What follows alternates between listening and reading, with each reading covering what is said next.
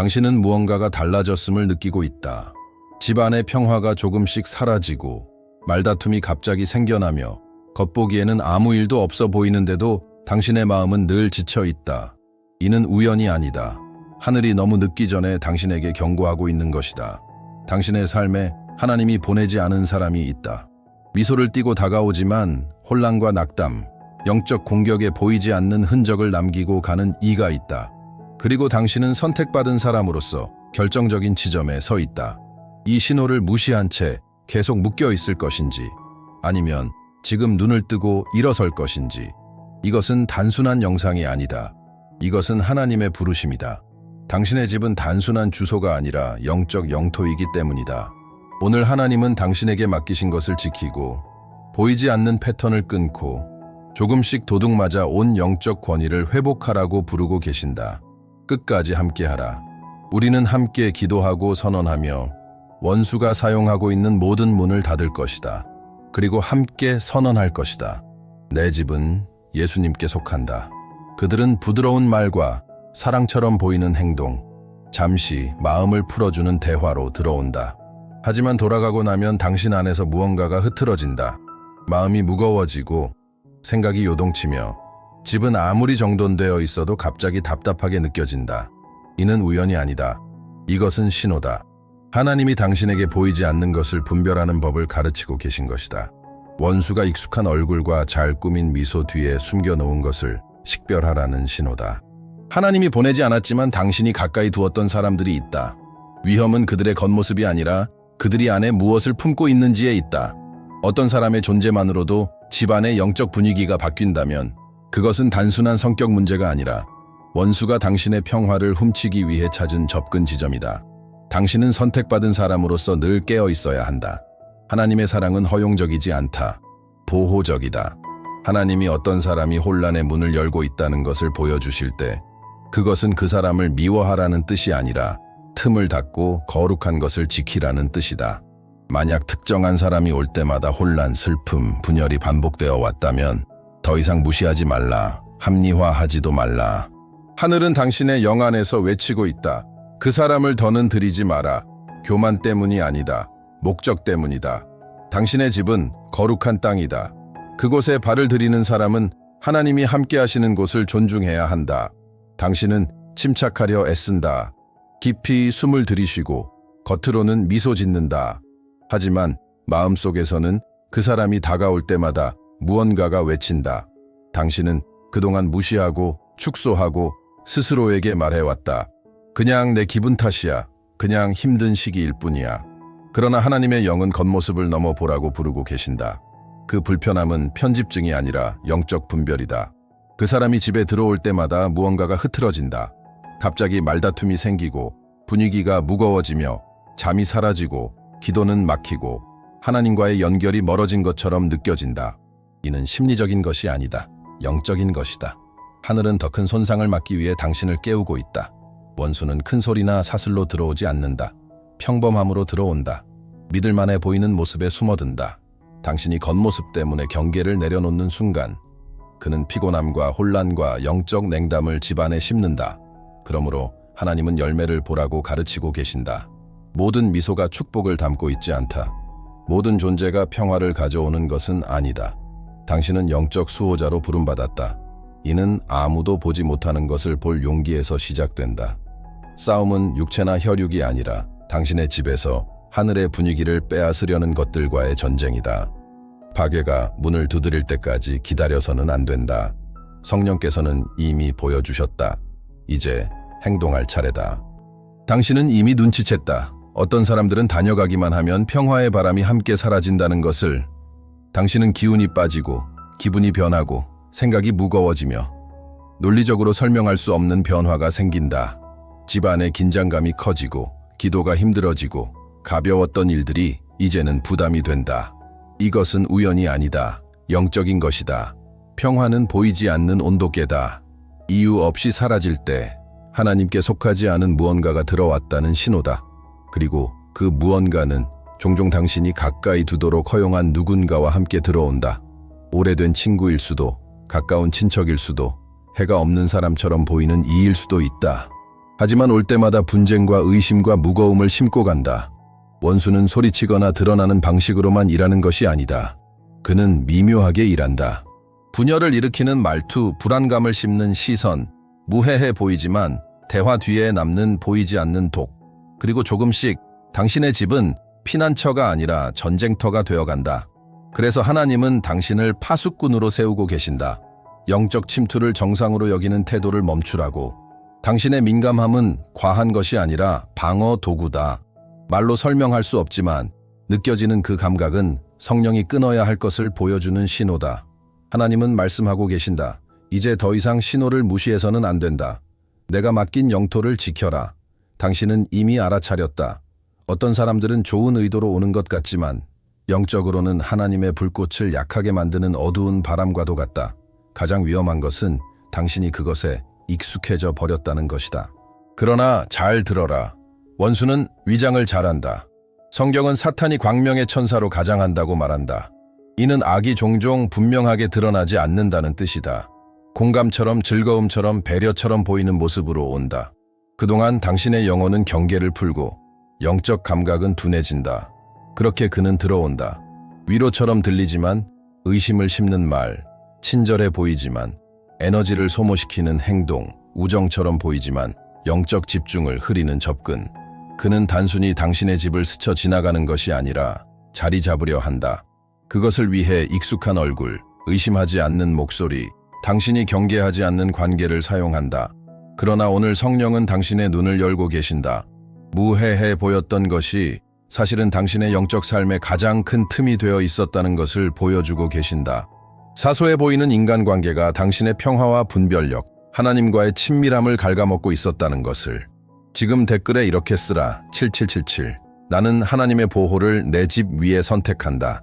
이것을 선포적 행동으로 선언하라. 당신은 순진한 사람이 아니라 선택받은 사람이다. 그리고 오늘 영원한 가치를 지닌 것을 지키기 시작한다.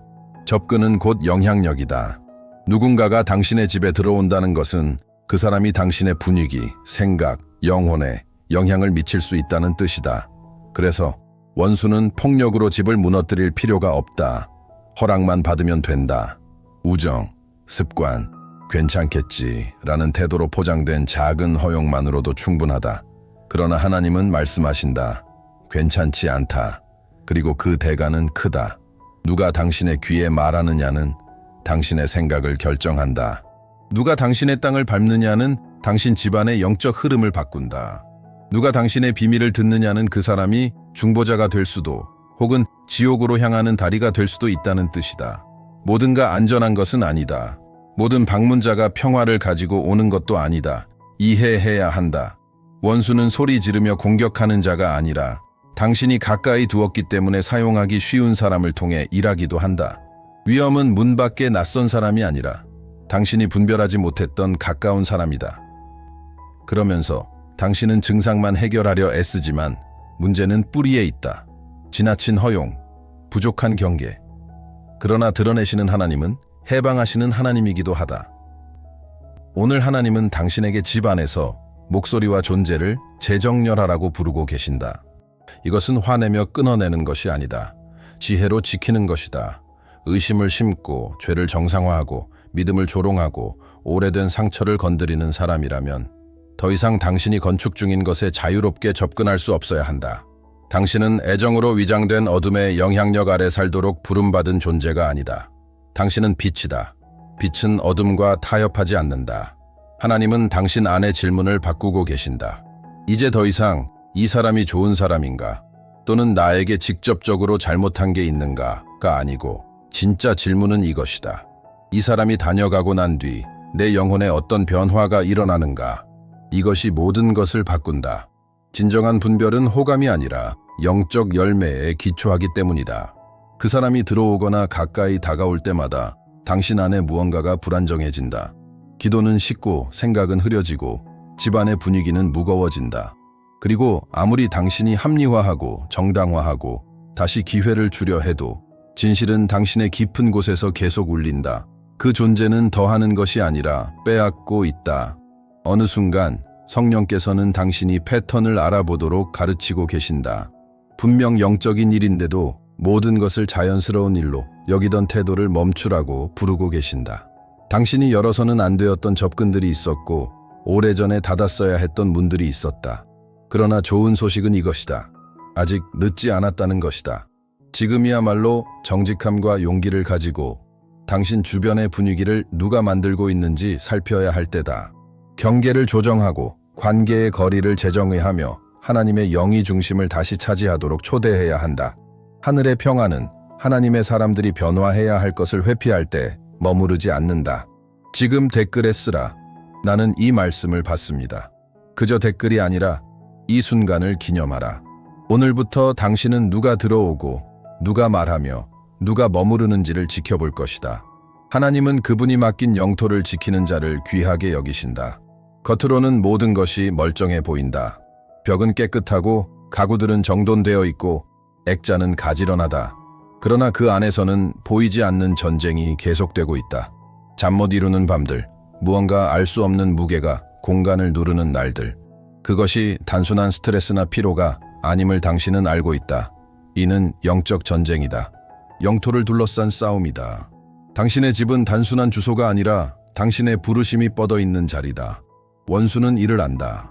그래서 그곳을 갈등, 산만함, 영적 냉담의 장소로 만들려 한다. 당신이 살아가는 공간의 분위기를 흔들어 놓을 수 있다면 회복되어야 할 자리에서 당신의 힘을 빼앗을 수 있기 때문이다. 그러나 들으라. 하나님의 계획은 훨씬 더 강력하다. 하나님은 당신의 집을 보호의 날개로 덮기를 원하신다. 시편 91편은 그분이 당신을 자신의 깃 아래 숨기시며 그 날개 아래서 피난처를 얻게 하신다고 말한다. 이는 단순한 시가 아니다. 약속이다. 실제의 방패다. 거룩함과 영적 경계 위에서 발동되는 보호다. 하나님의 임재는 분위기를 바꾼다. 그분이 환영받는 곳에서 두려움은 힘을 잃고 다툼은 멈추며 악순환은 끊어진다. 그러나 하나님이 무시되는 순간 하늘에서 오지 않은 것들이 들어올 문이 열린다. 오늘 결단해야 한다. 당신의 집은 거룩한 영토가 될 것인가? 아니면 중립지대가 될 것인가? 하나님이 다스리시는 곳에 저주는 머물지 못한다. 원수는 외치지 않아도 이긴다. 그저 공간을 차지하면 된다. 지금도 수많은 집들이 그렇게 점령되고 있다. 끊임없는 소음, 끝없는 분주함, 무해해 보이는 습관들이 조금씩 당신의 영적 감각을 무디게 하고 있다. C.S. 루이스가 스크루테이프의 편지에서 이를 정확히 설명했다. 그는 악마가 인간을 공포로 겁주기보다 일상과 분주함으로 감각을 마비시키도록 가르치는 장면을 그렸다. 그 전략은 오늘날에도 똑같이 작동한다. 아마 당신의 집에서도. 주위를 보라. 늘 켜져 있는 TV, 쉴 틈 없이 울리는 알림. 시간을 삼키지만 마음을 치유하지 못하는 SNS. 시간을 흘려보내는 대화는 많지만 영혼을 세우는 말은 적다. 모두 무해해 보인다. 그러나 어느 순간 깨닫는다. 기도가 사라지고 말씀이 조용해지고 마음은 식어버렸다. 하나님의 임재는 기억이 되었지 현실이 아니다. 그러나 오늘 성령께서는 그 패턴을 끊으라고 부르신다. 원수가 원하는 것에 정반대로 하라. 공간을 비우고 침묵을 만들고 경외함을 회복하라. 말씀을 중심으로 두고 기도를 하루의 첫 소리로 두라.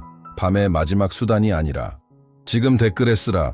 내 집은 예수님께 속합니다. 확신을 가지고 선포하라. 예수님이 존중받는 집에서는 어떤 분주함도 지배할 수 없다. 당신의 집은 제단이 되도록 지어진 곳이지 소음의 무대가 아니었다. 제단은 오늘 다시 세워지기 시작한다. 당신은 이유 없이 밀려오는 불안의 파도, 갑작스러운 분노, 쉬어도 사라지지 않는 피로, 작은 일에도 터져나오는 다툼을 경험하고 있다. 하나님께 더 다가가려 할 때마다 문이 닫히는 것처럼 느낀다.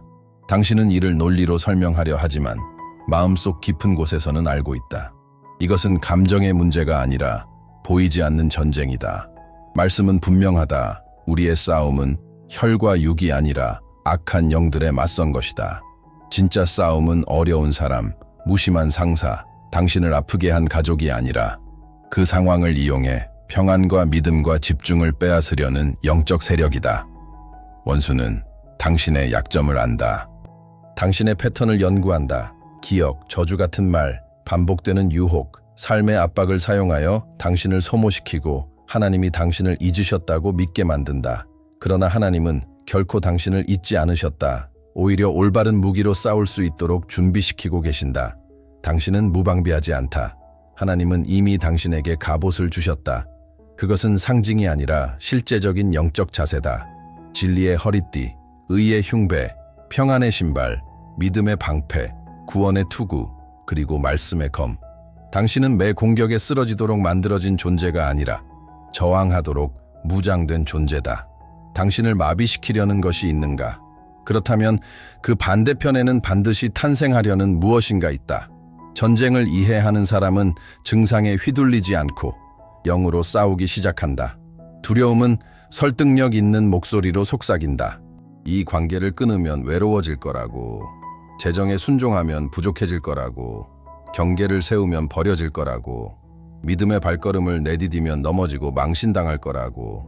두려움은 늘 순종을 위험하게 보이도록 하고 불순종을 안전해 보이도록 만든다. 그러나 주변을 보라.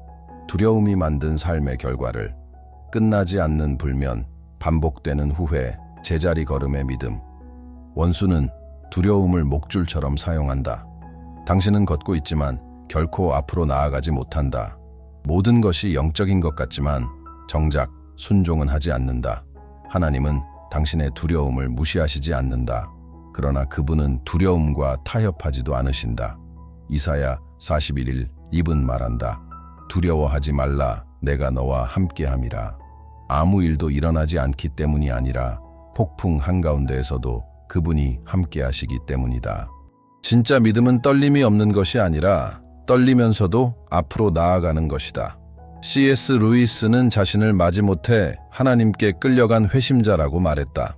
눈물과 저항 속에서 하나님께 돌아왔지만 그 자리에서 인간이 만들 수 없는 참된 기쁨을 발견했다. 당신도 그렇게 될 것이다. 당신이 가장 두려워하는 순종의 발걸음 너머에 당신이 구하는 기적이 있다. 순종은 처음에 아플 수 있다. 그러나 불순종은 영혼을 갉아먹는다. 지금 댓글에 쓰라. 나는 두려움보다 믿음을 선택합니다. 그리고 오늘 내가 결단할 순종의 한 걸음을 적으라. 하늘이 당신의 결정을 들을 것이다. 지옥은 떨 것이다. 당신은 바람을 잡으려는 사람처럼 살아왔다. 비용은 늘어가고 예상치 못한 일들은 끊임없이 찾아오며 재정적인 압박은 숨을 조이듯 다가온다. 그러나 가장 지치는 것은 숫자가 아니라 하나님이 침묵하신 듯한 느낌이다. 아무리 노력해도 풀리지 않는 상황 앞에서 하나님이 멀어진 것처럼 느껴지는 순간들. 그러나 들으라. 문제는 자연적인 것만은 아니다. 영적이다. 원수는 궁핍을 억압의 도구로 사용하는 것을 좋아한다. 싸움을 곧 버림받음으로 느끼게 하고 현재의 상태가 당신의 가치라고 속이며 위기를 정체성으로 착각하게 만든다. 그러나 하늘은 전혀 다른 선포를 하고 있다. 재정의 재정렬, 악순환의 끊어짐, 하나님이 이끄시는 새로운 삶. 그 길은 마법처럼 열리지 않는다. 순종으로 시작된다. 하나님은 거짓, 탐욕, 절제 없는 삶으로 더럽혀진 땅에 축복을 부으지 않으신다. 그러므로 부어주시기 전에 고치신다. 작은 불성실, 사소한 부정직, 합리화해온 결정들에 손대신다. 하나님은 당신의 파괴를 후원하시지 않는다. 무너지지 않을 미래를 세우기를 원하신다. 거룩한 결정을 하라. 어두운 거래를 끊어라. 작은 일에도 신실하라. 지혜를 구하라. 가진 것으로 세우는 법을 배우라. 생존이 아니라 다스림으로. 하나님은 절망을 방향으로, 혼란을 분명함으로, 불안정을 평안으로 바꾸고 계신다. 그러나 이 기적은 지름길로 오지 않는다. 견고한 성품과 정직의 걸음으로 온다. 겉으로는 잘 버티고 있다. 일하고, 웃고, 돕고, 섬기고 있다. 그러나 내면에는 아무도 모르는 상처들이 있다. 배신이 당신의 신뢰를 바꿔놓았고 말들이 칼처럼 마음을 찔렀으며 침묵은 외침보다 더 깊이 상처를 남겼다. 당신은 부서진 채로도 기능하는 법을 배워왔다. 마치 그것이 정상인 것처럼. 그러나 아니다. 당신은 영원히 아픔을 짊어지도록 지어진 존재가 아니다. 하나님은 그 상처를 무시하지 않으신다. 아픔을 느끼는 당신을 약하다고 부르지도 않으신다. 오히려 아무도 보지 못하는 것을 보고 당신을 부르고 계신다.